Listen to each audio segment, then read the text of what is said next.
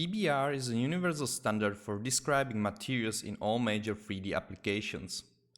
It simulates the physically accurate behavior of materials in any lighting conditions. In this tutorial, we will quickly go through a basic overview of PBR texture sets and show you the main differences between metallic and specular workflow. Yes, there are two types of workflow for describing PBR materials: metallic roughness and specular glossiness. From both, you will get the same result, but the texture sets for them are slightly different. We can divide textures from each workflow into the following groups: color, reflections, and the structure. As you can see, textures that simulate the structure of the material are the same for both workflows. In short, displacement, or sometimes called height map, is used for simulation of large height differences in material structure. A normal map is used for adding some microstructure, and ambient occlusion brings to materials some self-shadowing and highlights the contours of material structure. The first noticeable difference is between glossiness and roughness maps. They simply describe if the surface is more rough or glossy.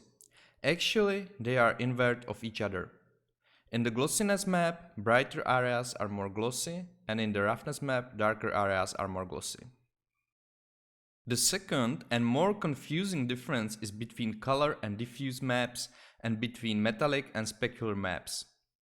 If the material has no metallic parts, the color and diffuse map are completely the same.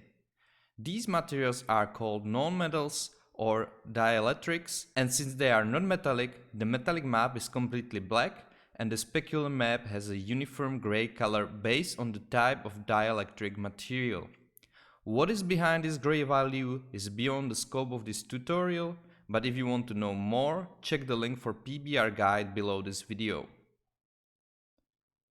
If we will have a metal surface, you can notice that the color texture in metallic workflow carries information about the color of metal, and the metallic map is completely white, which means that the whole material is metal.